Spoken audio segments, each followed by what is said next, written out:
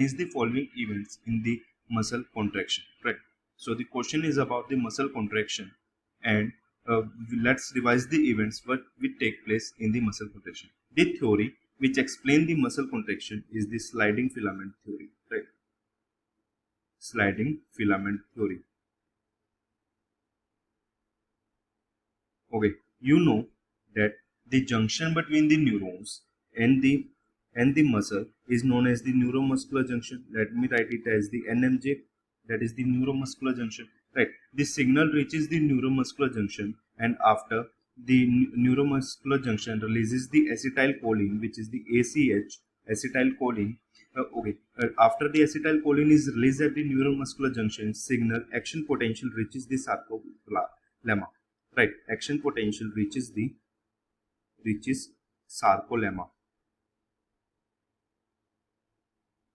Okay, let me here. This is the sarcolemma of the membrane, and it is the T tubule, right? And the T tubule is associated with the sarcoplasmic reticulum, right? Sarcoplasmic reticulum is the modified ER of the muscle cells, right? Sarcoplasmic reticulum has the storage of the calcium, right? As soon as the signal reaches the sarcolemma, it moves downwards to the T tubule, right? Then the signal reaches the T tubules. Signal reach T tubule, right? After the signal reaches the T tubule, okay, it polarizes the sarcoplasmic reticulum, right? What the sarcoplasmic reticulum do? It exhale out the calcium, right? So there is the increase of the calcium level in the sarcoplasm. Sarcoplasm is the cytoplasm of the muscle cells, right? So increase in calcium level, increase in calcium level of sarcoplasm, right? As soon as the sarcoplasm calcium level is increased, let's discuss the structure of the actin filament. You know, actin filament is consist of the three this fiber, right? And there is a troponin and the tropomyosin, right? So here is a bigger tropomyosin and a small troponin over here. Okay, what happened? As soon as the calcium level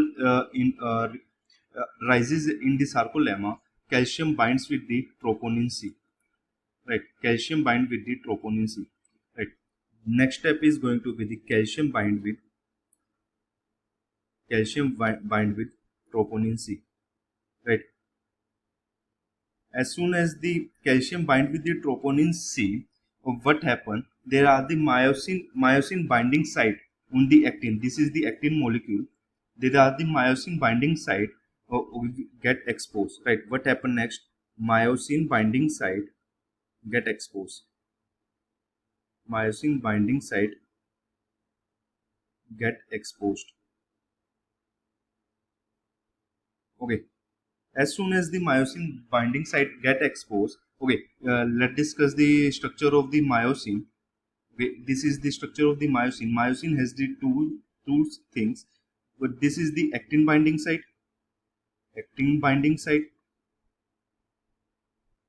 and this is the ATP binding site. What happened?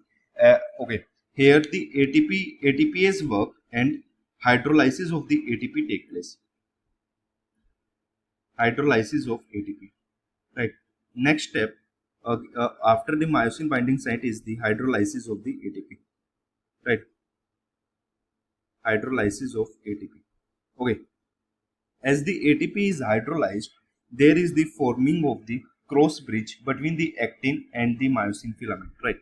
Cross bridge formation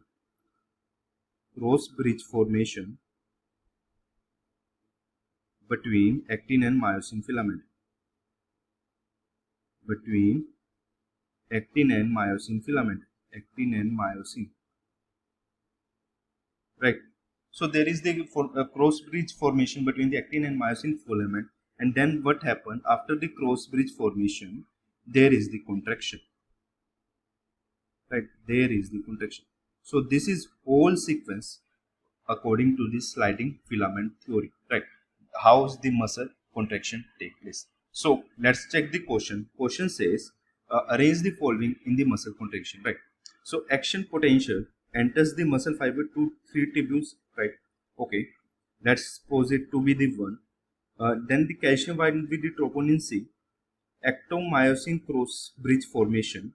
Okay, next says sliding of thin myofilament along the thick myofilament. Next says, fifth says exposure of active site on the actin filament. Sixth says release of calcium from the sarcoplasmic reticulum. Okay, let's rearrange them. Okay, according to this statement, one will come first, that is the action potential enters the muscle fiber through T tubules. Then there will be the release of the calcium from the sarcoplasmic reticulum. Then the option 6 will come. Then after this, calcium bind to the troponin C. According to our theory also, calcium bind to the troponin C. Then option 2 comes. After this, then the exposure of the active site on the actin filament, right? Active site exposure, that is the myosin binding site, right? Then the fifth come, and then the ectomyosin cross bridge formation, which is formation by the hydrolysis of the ATP, right? Then the then the third comes, and last one is going to be the sliding of thin filament over the thick filament, which is known as the contraction, right? That is the fourth. So let's check the option. Option 1 says 1 2. This is wrong because after 1 we are having the 6. Option 2 says 6. This is wrong because first initially we are having the 1. Okay, option 3 says 1 2. Option 3 get wrong. Let's check the option 4. Option 4 says 1 6 2 5 3 4. So option 4 is going to be the correct answer to this question. Thank you.